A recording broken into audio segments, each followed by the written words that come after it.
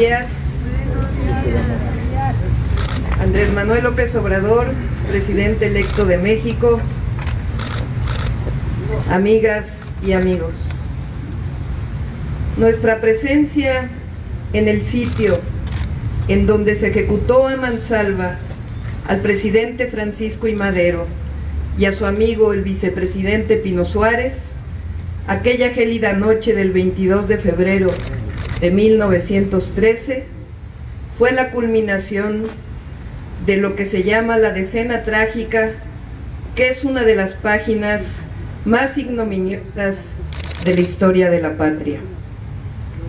Los días de zozobra y agonía de don Francisco y su amigo leal José María concluyeron a manos de Huerta y los golpistas, quienes impidieron hasta ese extremo homicida el avance de un nuevo régimen que había llegado con el voto popular. Ejercer nuestro derecho a la memoria reflexiva es imprescindible para reconocer la urgencia del análisis sereno y la construcción de acuerdos democráticos que destierren para siempre esa política al uso que, citando textualmente a Pino Suárez, se nutre de odio, intriga y falsía, confesión hecha al embajador cubano Márquez Sterling, cuya inmunidad era la garantía de la vida de los ilustres presos en Palacio Nacional. Cuenta Márquez Sterling en sus memorias que en aquella ocasión el vicepresidente le confió al diplomático que la única razón que ubicaba para ser tan maltratados fue su determinación de respetar la vida y el sentir de los ciudadanos, cumplir leyes y exaltar la democracia en bancarrota, y profundamente dolido se preguntaba si era justo que por actuar en el estricto sentido de la política se lleve al cadalso a dos hombres honrados que no odiaron, que no intrigaron, que no engañaron, que no lucraron. De esas páginas de la historia, hoy nos toca recuperar cada una de las tenaces acciones que llevaron a Madero a demostrar su fe en la sabiduría de la gente, a apostar y a difundir sus ideas desde la sucesión presidencial, a organizar a la sociedad en torno a los clubes antirreeleccionistas, a soportar con firmeza los arrestos, los ataques y las mentiras, y a mostrar con el ejemplo sus convicciones y compromisos, privilegiando la argumentación clara y contundente, el llamado al voto por sobre las presiones violentas y el enaltecimiento de las soluciones pacíficas por sobre el poder destructor de la violencia.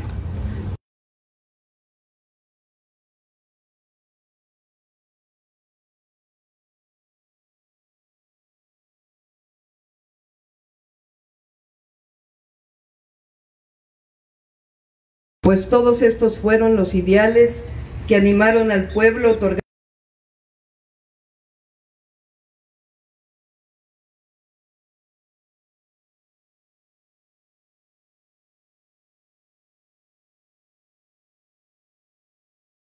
darle mayoritariamente su confianza, a fin de transformar a un país sumido en una corrupción moral y de ambición desmedida de unos cuantos.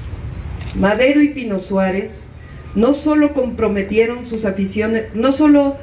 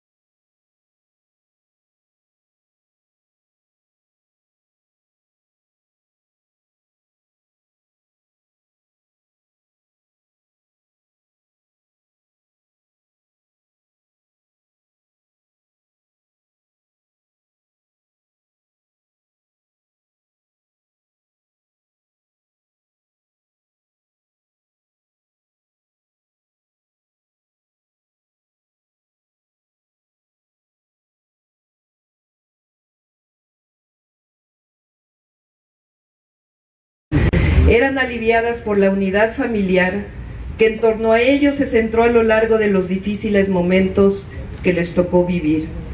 Debilitar ese refugio fue la obsesión de la maquinaria conservadora, que utilizó no solo el denuesto periodístico, sino que llegó a la amenaza física a incendiar la residencia familiar de los Madero, ubicada en el corazón de la colonia Juárez. A diferencia de la hostil actitud exhibida por el embajador de los Estados Unidos, el cubano Márquez Sterling y otros homólogos en aquellos días manifestaron su firmeza y compromiso a las instituciones mexicanas resultantes del proceso electoral. Tras conocerse el martirio de Gustavo Adolfo Madero a manos de la soldadesca, Márquez Sterling y los representantes diplomáticos, garantes de la vida de los detenidos, acordaron con los entonces golpistas 5 puntos: respeto al orden constitucional, no molestar a los amigos del señor Madero por motivos políticos. El mismo señor Madero, junto con su hermano, el licenciado Pino Suárez y el general Ángeles, todos con sus respectivas familias, serían conducidos esa misma noche del día 22 y en condiciones de completa seguridad en un tren especial a Veracruz. Los acompañarían hasta el puerto varios señores ministros. La doble renuncia será enviada al Congreso en cuanto se hallaran embarcados aquellos personajes. La felonía no se hizo esperar. Una vez recibidas las renuncias de Madero y Pino Suárez, para preservar la paz, se simuló su salida de Palacio Nacional hacia San Lázaro. Seguramente entonces los presos pensaron que serían entregados en esta estación. Pasaron Lecumberri y luego, en el espacio en el que hoy nos encontramos, fueron ejecutados a mansalva. Aun cuando Huerta lo quiso esconder, argumentando un supuesto ataque simulado. Se cuenta que sus cuerpos fueron retenidos en la penitenciaría, entregándolos a sus familias hasta el 24 de febrero, autorizando su inhumación ipso facto en el Panteón Francés de la Piedad, sin ceremonia de velación. Sirva esta urgente recuperación de nuestra memoria para resignificar aquí también, en su justa dimensión, el sacrificio de tantas mujeres y hombres que entendieron la revolución como manera de transformar para el beneficio general. Sirva también para reconocer el afán democrático de Madero, ubicar la traición y la importancia de las decisiones soberanas. Inmersos en el proceso histórico que hoy nos toca proseguir, este ejercicio reflexivo debe servirnos también para ratificar nuestros compromisos con la paz y la justicia, con la transformación en consonancia de la sociedad mexicana para el bien de todas y de todos, sin distingo de origen étnico, sexo, estatus social, sometida por las buenas leyes a las que aludió en 1814 el gran Morelos, y por la defensa de nuestra soberanía expresada en la épica epopeya de Juárez, rubricada por los Madero, por Pino Suárez, por Villa y Zapata, y por ese ejemplo a seguir del general Lázaro Cárdenas del Río. Quiero terminar esta oportunidad para recordar que hace justamente un año, reunidos en el Auditorio Nacional, en la presentación del proyecto de nación de este gran movimiento, tuve la oportunidad de decir unas palabras. Quiero recordar lo que hace un año mencioné. La historia de cada uno de nosotros es distinta, pero junto con millones de mexicanos, empresarios, intelectuales, trabajadores, comerciantes, maestros, estudiantes, adultos y jóvenes, nos une el anhelo de un país más justo, con paz y con esperanza. Hace un año decía, el 20 de noviembre del 2017, que celebrábamos en todo el país el inicio de la Revolución Mexicana. Francisco I. Madero, un gran demócrata, en el Plan de San Luis hace un llamado al levantamiento del pueblo de México por el sufragio efectivo y la no reelección. El Plan de San Luis dice: la paz que se nos ofrece no tiene como base el derecho sino la fuerza, porque no tiene por objeto el engrandecimiento y prosperidad de la patria, sino enriquecer a un pequeño grupo que, abusando de su influencia, ha convertido los puestos públicos en fuente de beneficios exclusivamente personales, explotando sin escrúpulo todas las concesiones y contratos lucrativos.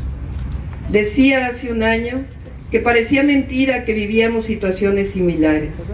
No en vano, también Andrés Manuel López Obrador nos ofreció una reflexión en su libro Neoporfirismo hoy como ayer.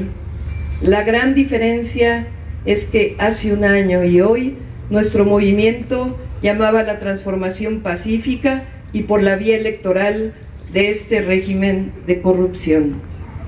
Que nadie se confunda: la democracia, la paz, la justicia son nuestra bandera. El autoritarismo no solo no está en nosotros, sino que es parte de lo que queremos eliminar en nuestro país. Este movimiento que hoy triunfó el 1 de julio busca que el desarrollo económico alcance para todos y todas, que la desigualdad disminuya, que se respeten los derechos humanos y se construya una nueva historia en donde la corrupción, la impunidad y la injusticia sean parte del pasado, dirigiendo los destinos de la nación con responsabilidad y democracia. Un año después, hoy, Andrés Manuel López Obrador es presidente electo de México. El pueblo respondió al llamado de la transformación pacífica. Me siento sumamente orgullosa de vivir la cuarta transformación con un presidente que encabece el aliento democrático de Madero y Pino Suárez. Hay una canción de León Gieco, interpretada por Mercedes Sosa, que dice: todo está guardado en la memoria, sueño de la vida y de la historia. Hoy aquí, en homenaje a nuestra herencia histórica, en el rescate de nuestra memoria, nuestra responsabilidad con la historia milenaria de nuestra ciudad y de nuestra patria es estar desde la ciudad a la altura de la cuarta transformación de la República. Se le atribuye a Madero la siguiente frase: al conquistar nuestras libertades, hemos conquistado una nueva arma. Esa arma es el voto. Más de 100 años después, es aún más actual. Vivimos momentos de cambio y transformación. Debemos estar orgullosos de nuestra historia y recuperar la memoria como signo de transformación y reconocimiento también de este momento histórico de nuestro bello México que hoy nos toca vivir. ¡Viva Madero! ¡Viva Pino Suárez! ¡Viva nuestra memoria histórica! ¡Viva la Ciudad de México! ¡Viva México! ¡Viva!